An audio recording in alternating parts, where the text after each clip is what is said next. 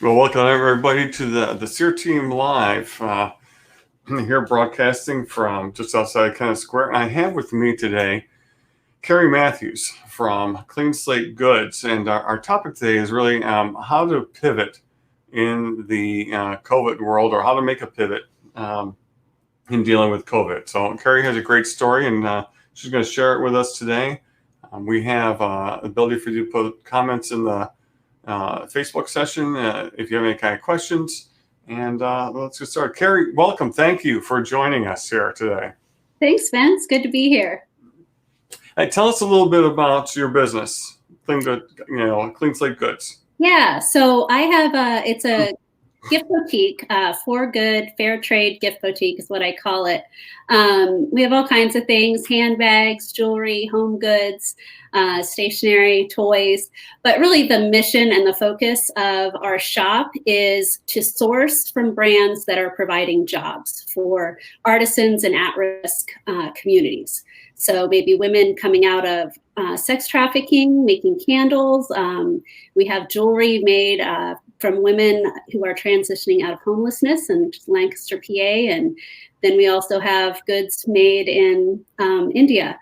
So by, artisans in extreme poverty there. So really it's about job creation and knowing where your goods are coming from, and that really the people who are making the goods are treated with dignity and empowered through the jobs they're given.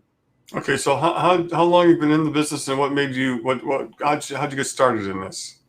So I've had the shop for 2 years. A few years before that, I was actually a maker. A friend and I started making reclaimed wood home decor.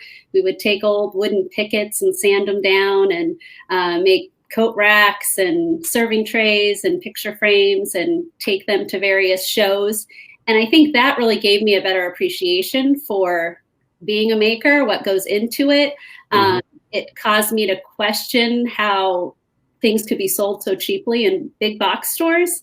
And then I just started to learn about brands that were creating these job opportunities. Part of my business was always wanting to give back. So I was giving a portion of my profits to help children in India with their school fees, as well as helping women who were in sex trafficking, helping with the prevention of that. But the more I learned, the more I realized that, if these parents had jobs, they would love to pay the fees and send their kids to schools. And these women who were being rescued out of brothels, once they were rescued, if they didn't have dignified employment, a lot of times they would be ostracized by their community and fall back into it. So I really I saw all these awesome things being made and these awesome companies. And I thought, what if I had a shop that would feature all of these goods? Okay. Yep. So what was your business like pre-COVID? So pre-COVID, I'm right in downtown historic Kennett, right on the main street there, State Street. And I would say 95% of my business was from foot traffic. And, I had a website and I would get, 1 or 2 sales a month, but that wasn't really my focus. It was more the local community and having people come in and buy things. So yeah, just providing gifts for my customers. So did you have a lot of, peaks sort of like during the tourist season? We're in a location for some of the people out there outside of Longwood Gardens, which is a very massive, well-run horticultural entertainment spot known in this area where we get a lot of people from outside the area, bus in, spend the weekend, and they spend the whole day there. There's fountains, there's fireworks, there's Christmas shows. So we get a lot of tourists that way. So is that where much of your foot traffic came from? Yeah, outside of the, I definitely have local people who are just in walking distance or in the Kennett community. But yeah, Longwood is a huge pull for us. I would say all year long, but especially in the summer months as well as Christmas time. I hear a lot of people coming in and they're tourists and they're visiting and checking out the area. But yeah, Longwood is a huge help to us and a huge pull. Okay, so now COVID hits. It's mid-March and things start shutting down and we start getting mandatory stay in order, stay at home. I'm sure it affected you. How did it first affect you, and then what are some of the emotions maybe you felt, as it started taking place? Oh, I apologize for that. Yeah, so it was all right. It's real. It's real. I've got a couple boys, and my 7-year-old friend is trying to FaceTime him. So anyway, but yeah, it was, I would say days, like 5 days before our shutdown took place. We had just had our old awning removed. We had moved into our space a year prior, and we had plans to redo our storefront, revitalize that. And so obviously we shut down, and, that was put on hold. And I mean, more than anything, I just felt a sadness, because I would come to the shop to work on things, and you'd walk around and just see all my neighboring businesses with closed signs. And it was like a ghost town, and just realizing the ripple effect for me as a business owner, and yet the whole community, thinking about the suppliers not supplying things, the people who come in and clean these businesses, the employees, the people they source from, like all of these jobs immediately are being shut down. Mm-hmm. And it was depressing. It was, really sad. So when did you start recognizing that, this could be a significant threat to your business? I mean, for our business, I think for many people, we thought maybe this is going to be like a 2-year or 2-week thing, right? We're done for 2 weeks and then back to normal. When did you start feeling as though your business was actually threatened, or the existence of your business had some significant threats against it? I would say probably at that 2-week point, when our schools are telling me that my 3 boys aren't going back for the rest of the year. And we were just, noticing it's going to take a lot longer than we thought. So that's when it, got a bit scary. If I look too far ahead in the future, I try to live in the present and just keep doing what I can do. But looking too far ahead, it was hard. So what did you start doing, to make the adjustment, to make that pivot? Once you start realizing the foot traffic, which was a significant part of your business, may be delayed for an unknown period of time. So what did you do to make that shift, or what did you realize you needed to do in order to adapt? Yeah. I had a business coach probably just a year prior to the shutdown. One piece of her advice was multiply what's in your hands. And so really looking to see what resources I had and how I could multiply that. Obviously, I was not ordering new product for the shop, but I had a shop full of product. Luckily, I already had a website in place. And even though we didn't make many online sales, I would always have my employees, if we got new products, that went on the website. So getting customer feedback was helpful about making the website more user-friendly. I noticed things, because it wasn't a priority, I didn't realize there were a couple of things that weren't making it user-friendly. So using the time I had to work on that, to get that fine-tuned, and then offer local delivery. I had a little extra time, so why not have people know that I'm going to give them free local delivery? They order on the website, I'll show up your door, no contact, just leave it on your doorstep. And they were still able to get gifts that they might be wanting to give, or ship gifts for them. And I would have, I would include a card with their message in it for them, as well as I did curbside pickup as well. So I just leave the bags outside my shop door, and they could come pick up the bag with the name on it and get on their way. So those are just a few ways that I pivoted so that sales could keep coming in.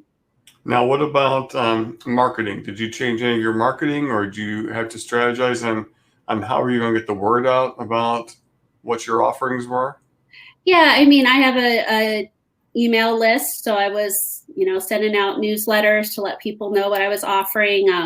social media, I use Instagram. That's probably my main avenue of marketing. So just really making sure people were aware what we were offering in the shop, featuring products that we had on hand and how those could be used for gift giving, and then communicating Facebook as well, so that our customers could know how they could still shop with us. Okay, so how about you've got all this going on? You're clearly part of the, Kennett business community. You have, relationships with other businesses. There's relationships with entities that were trying to support these businesses. So how did they come in and help you, or you support them during this time? Yeah, I would say even as far as other shop owners go, it was cool just even walk into my shop. And again, it's like a ghost town, but seeing other shop owners in their shops, taking product photos, working at their computer, just doing what they could as well. And just having conversations with some of them. Oh, did you know about this grant? Did you apply for this? That was helpful. Just to get information that way, to know what they were doing and was working. I feel like the historic Kennett borough, those in charge of that were very helpful in letting us know about grants that were available. And then there was a small business response fund that Small Roots Collective, they would match up to $250,000 for community donations. So that was a really cool way. And that was for business owners then to apply for this grant. And there were lots of grants out there, and I was rejected for lots of grants because the pool is so big. So having something at the grassroots level that really people in our community could be involved in was a huge help. Another thing, just speaking of the community, there were a lot of nonprofits that were pivoting as well. The Garage Youth Center, who usually does after school programs, they're right down the street from our shop.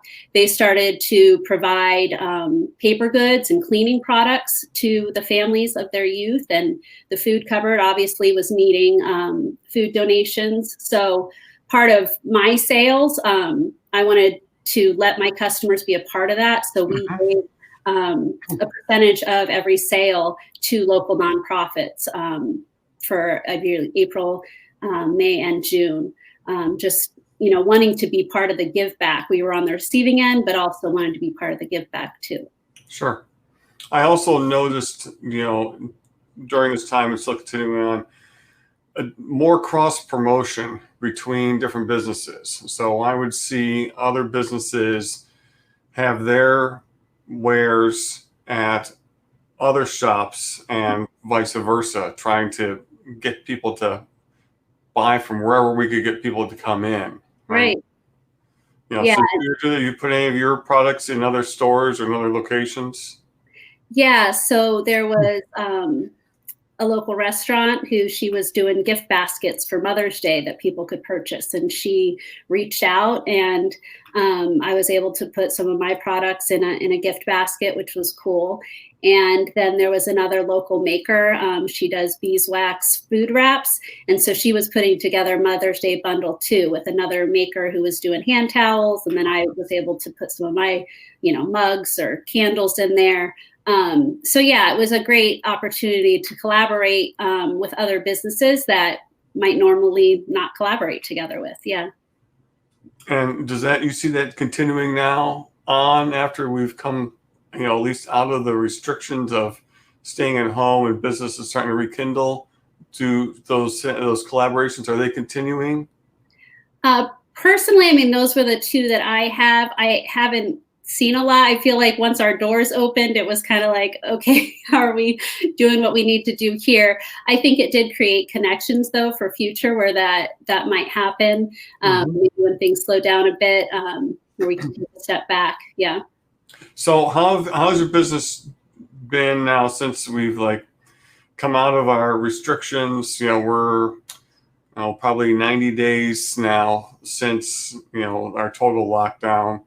What has changed in your business? What has maybe you've seen that's actually been a positive as a result of all this, and made you think differently about maybe how your business is run? Well, in regards to positive, I would say just the people who are coming out to shop really appreciate the opportunity. And I think for all of us in this, there were things, that we took for granted, just going out and interacting with other people and going to our local coffee shop and grabbing a coffee.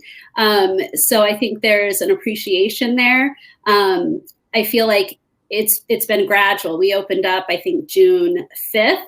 I'm not sure quite what I was expecting, but it definitely was a very slow trickle. And of course, everyone has their own comfort levels, which I get and I understand. But I still have customers who are coming in saying, oh, this is the first time I've come to a shop. This is great. So those who are coming out are glad to be out. And yeah, I think it's important. I've learned just to make sure, like, the buying habits have changed in a way. And so making sure I'm offering products that are helpful right now. Masks have been huge. I mean, that's something that our artisan partners, that's something that's keeping them employed right now. And we've had tons of mask sales because we're providing a need. Also home goods, like our big woven baskets, those have been selling great right now. And I think that's people at home, they're getting organized. So just realizing as buying habits change in this time, as they will, trying to fit that need. Okay, and you're still sourcing from your same sourcing pool, right? And how has that been affected? Because almost everyone's supply chain is disrupted, to say the least. Yeah, I feel like it's been very different across the board. There are some, and I think it's products if the brand has on hand. If they have a warehouse here in the United States, it's easier just to get those shipped. Others, they've been waiting and borders have been closed or flights aren't getting out. So we've had to wait on some products quite a bit longer, especially there was a shipment of masks that maybe took 2 months to get to us because of all the red tape of getting them shipped out. So it's been a range, but I feel like we probably sourced from over 40 brands. So there's been enough that we are able to restock what we need to. So how are you going to look at this year's upcoming Christmas season versus last year's Christmas season? And what are you thinking about how that may or may not be affected? That's a good question. I feel like, I've learned people are still giving gifts, people are still having birthdays. Christmas is going to happen this year, regardless. And I think that people are wanting to give gifts as well. So having the website, I think, is important, and keeping on top of that and still continuing to give that as an option to ship out gifts for people. But from what I'm seeing, it's been a gradual increase, and August has been a lot better than June. And I feel like it'll still be an uptick in that. And that's what I'm optimistic. I'm hopeful for. Okay, that's great. So when people come to your store, what have you had to change? You probably have different practices now when people coming in as far as the safety and keeping them safe. Right. So we ask everybody to wear a mask. We have our sign on our door to wear a mask. Obviously, our staff wears masks. We offer hand sanitizer right as customers come in that they can use. We're cleaning our high-touch surfaces, disinfecting those more often than we would. We have plexiglass up at the register just to create an extra barrier of safety. And so how do you handle, because I see this, I go out with my wife and sometimes or with my son or shopping, and both my wife and my son are high touch people when they shop. They want to pick it up and look at and touch it. And I'm like, stop, quit touching this stuff. But clearly you have a product set that has a certain level of, tactileness that people like to feel. And if it's something that they may wear or something like that, they just don't want to look at it. Right. So how do you handle that? Is that a concern, or am I overly concerned about it? Or Well, I would say there are a couple things especially that we're careful about. Like we have some clothing, so we have a dressing room, and if people are trying on things, I'm fine with that. I just say, oh, if you don't want it, leave it in the dressing room, and we'll steam it between try-ons. And we have masks at the counter. And we prefer people not be touching those. There's a sign, and we have hand sanitizer right there. Hey, if you want to check out, here's some hand sanitizer for you. So, I mean, I feel like those are things you're aware. So there's more of a concern there. I'm not following people around the store telling them not to touch things. Okay. I feel like if people are out shopping, then they're comfortable with that, and if they're not, they won't touch the object. And again, we have the hand sanitizer that they can use. So it's just me. I get it. It's not just you; it's others too. No worries. Yes. So that's great. So what are people's behaviors like now in their buying and shopping? Have you noticed how they've changed based upon what they were in the past? Do they stay in the store longer, shorter? Are they pretty more direct in knowing what they want and then get out? Or yeah, it's a mix, I'd say. I have people who wander around and are fine staying for a while, and I think our store is a bit different in any small boutique store. In that you don't come in and there's 20 people in a small space. We have a couple customers at a time. There's room to roam around. So it's not like, somebody's breathing over your shoulder trying to look at what you're trying to look at. So I think that gives our customers a level of comfort.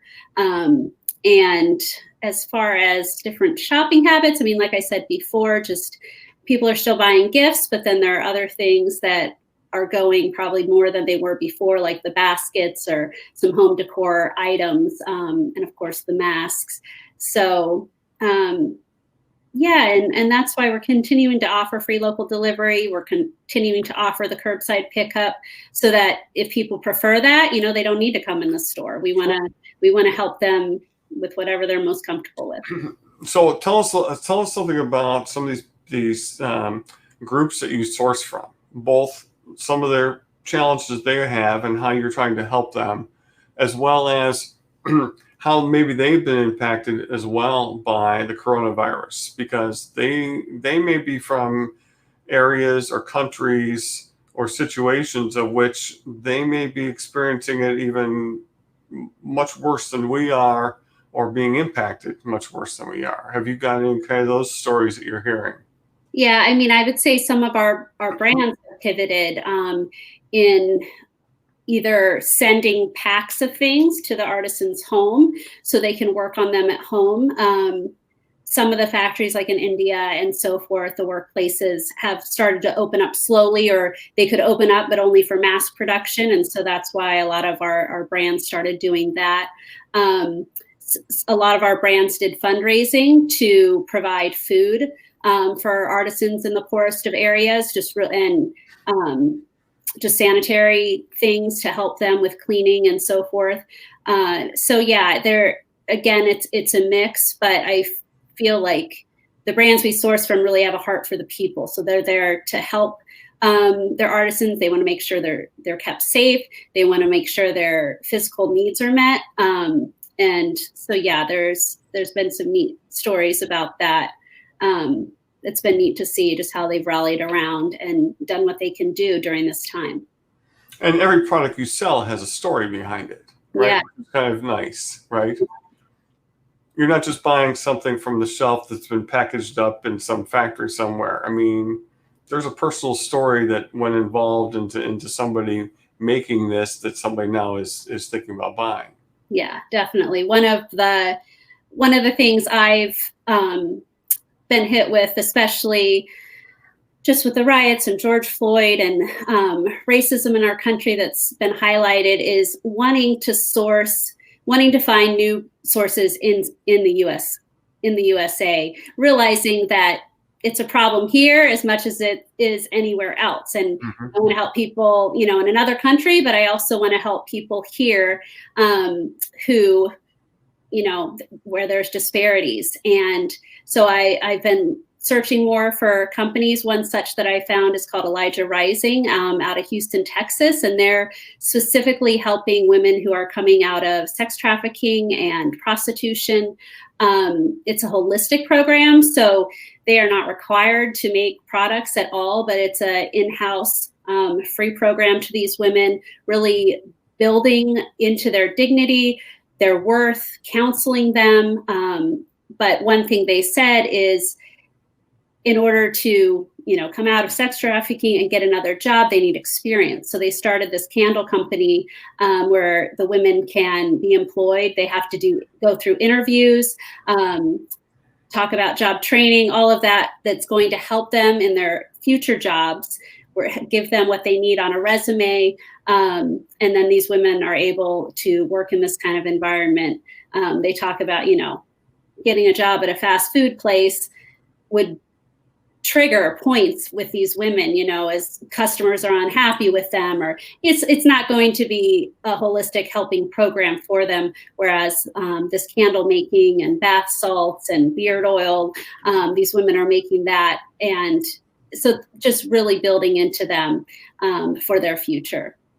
Okay, so really somebody coming into your store and buying your products really has a long-term effect and impact on somebody else in this country or in other parts of the world, building up their abilities, right? Yeah. Their self-esteem, their capabilities, and their ability to contribute and feel good self-worth, as well as adding value, and we're always looking now for this human connection. We've realized, I think, that the human connection is so vital to our existence. And when we have that taken away from us, either through our own inclination to be separated from people, or whether or not we've got the government mandating it because of health concerns, we are longing for some sort of human touch.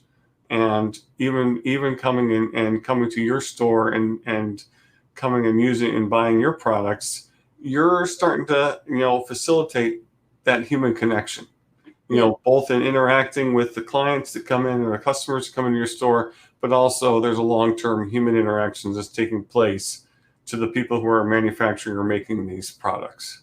Definitely. Yeah. And we try to, many of our brands have story cards with them. So we have those cards with our products so people can know how they're sourced, who's making them, what's the story behind the product they're buying. And I think that's so important. I feel like something that I've really been hit with during this pandemic and the shutdown is the ripple effect. And when I talked about walking around the businesses and seeing them closed and thinking about the long-term ripple effect for our economy, let alone, health for those affected by it. And yet on the flip side of that, realizing the ripple effect that can happen for good as we as a community help and support one another, and then that ripples and helps others. And so it definitely goes both ways. And I feel like in this pandemic, there's a lot of negative, but there's good coming out of it too. Mm-hmm. So do you ever have people come in and not necessarily want a certain product, but actually want to support a certain cause and say, I'm looking for products that are supported by a certain cause, or has everyone pretty much come in with a product focus? I might have had that a couple times. Sometimes I have people who have a certain connection to a country and say, oh, do you have anything from Peru? I did a missions trip there. Or my, son-in-law's working there or something. So I do get that. And yeah, I probably maybe a couple times have had people looking for a specific cause. But I mean, at the heart of it, it's all for good. It's all helping people and giving them dignity and empowering them for the future. So, yeah. So how do you look at your business now, post-COVID, 90, 120 days from the beginning of this, maybe we're getting to 6 months now from the start. and how are you viewing your business and how it's running and how you see things moving forward compared to how it was prior to COVID? I think just the community aspect, to keep building into that, be a positive light in the community, focus on the positive. And again, as a business owner, let people know what services or what products I have that could meet their needs, and continuing to keep my website up, because you never know what will happen in the future. Mm-hmm. And just kind of be fluid. I think that going through something like this, you realize you're stronger than you thought you were. You realize what you can go through that you didn't think you could do. Just for me, being a mom and having 3 kids and virtual learning and trying to keep my business afloat and all of those things, tell me that a year prior and I would have been like, it's crazy, but we did it. And so in moving forward, using what we've learned when trials come up, just to keep moving forward. And I think that resilience and that perseverance is so important as an individual, but especially as a business owner. Well, perseverance builds character, and character hope, right? That's right. Yeah. So it sounds to me as though you've got things you've put in place in the event that if we were to get shut down again, or there's a second wave or some other disruption, you have ways for you to be able to continue your business that would minimize the impact. Right, we'll have some impact, but minimize that because you've made those adjustments. So you're thinking about now how to plan and prepare for other eventualities that maybe you didn't do before. Right. Yeah. True. And what other things I could provide for my customers, like a rewards program. That's something that I wanted to do months ago. And yet, this time I'm thinking and planning for that, looking into things that I wouldn't have looked into before, just because the day in and day out, you get busy with the daily tasks. Sometimes it's hard to take a step back and look at big picture. So I think this closure, when we had it, kind of helped me to focus on that. And that's something I need to take time to continue to do, even though we're open up again and it gets a little crazy now. Well, that's right, because now you're in action mode, but you still have to figure out how to keep current with whatever behaviors or trends are. I mean, even the fact, did you have to change any of the way your payments are being done? Are you experiencing any of these issues with the shortage of coins and people not wanting to touch money and things of that nature, or were you pretty much all electronic to begin with? I would say most of our sales, people use credit cards or Apple Pay, and I had stocked up on change, so I'm good for the. Don't share that with everybody. That's like gold. My son paid for something with $20 in change, and I'm like, I'm not taking that to Coinstar. That's it's for the shop. We're paying you extra for those coins. Yes, exactly. You can go to Wawa and you can give them like I think you give them $5 worth of coins to get free coffee or something like that. Oh wow! Okay, that's good to know. That's a good thing. So. Yeah. Well, Kari, anything else you wanted to share with us to tell us a little bit more about, for let's say we're you're a business owner listening to this or watching this, and things are still a struggle. We know there's plenty of businesses out there that are not operating at full speed, and their horizon looks still bumpy.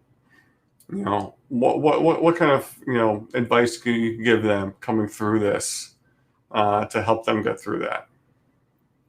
I would encourage them not to get caught in the trap of comparison, for one, because I know it's easy to look at other businesses, what they're posting on Instagram or whatever, and think, oh, wow, they're doing great. And why am I not doing great?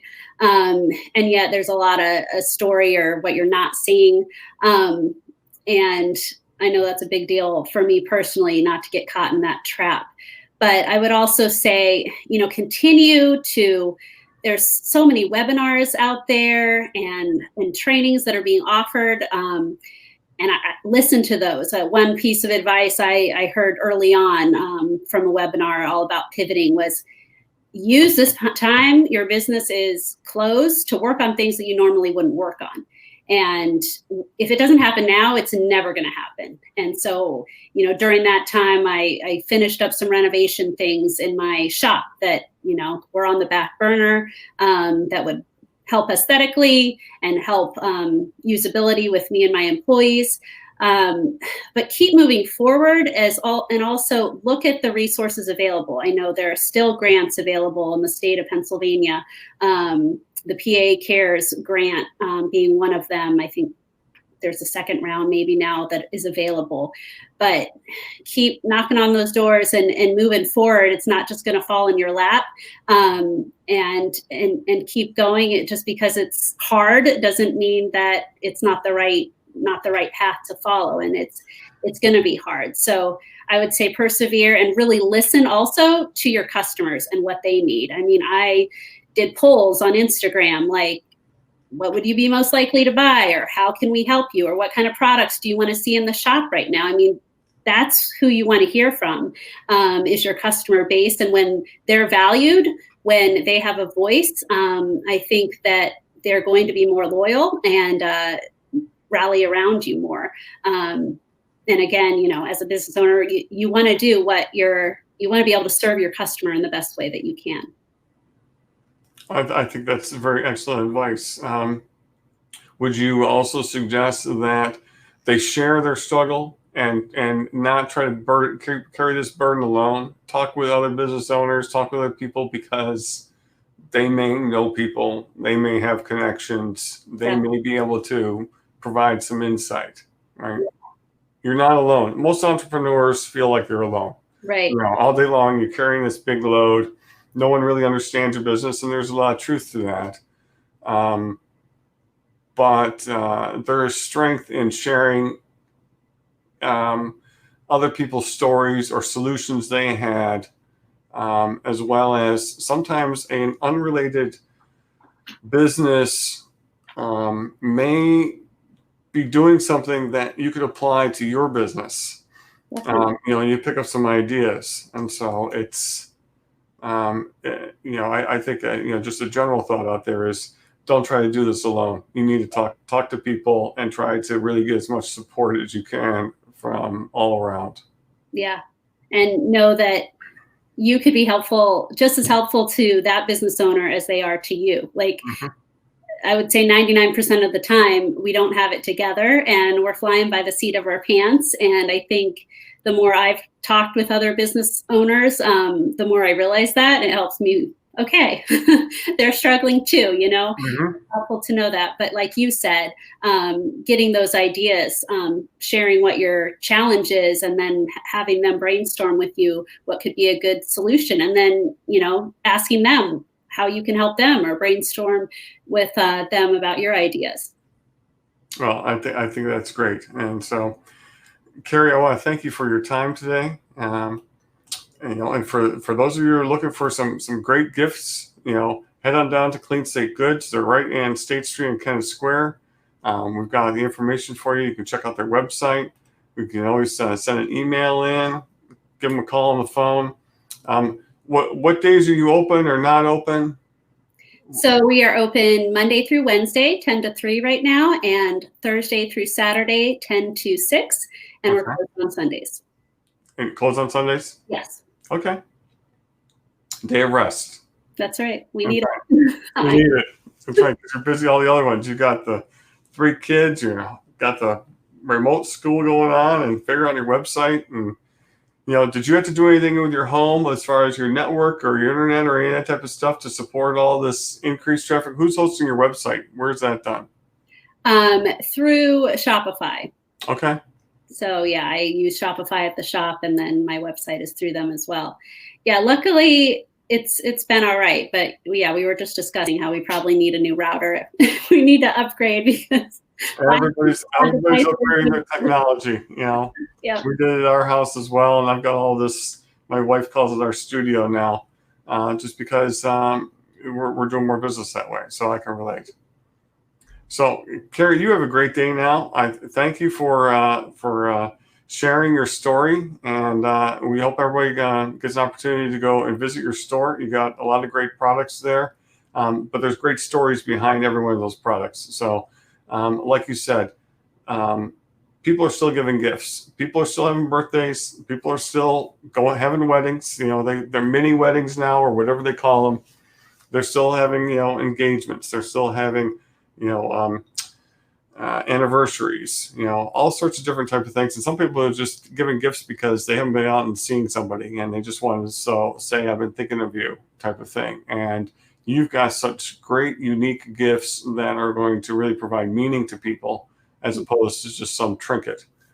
So get out to her store and support the effort there for everybody in Kennett Square, and anybody who's listening to a small business. Let's help our small businesses, because they're the ones that have been affected most by this whole coronavirus. Thanks so much, Dennis. I appreciate Kari, you have a great day now. Thank you. You too.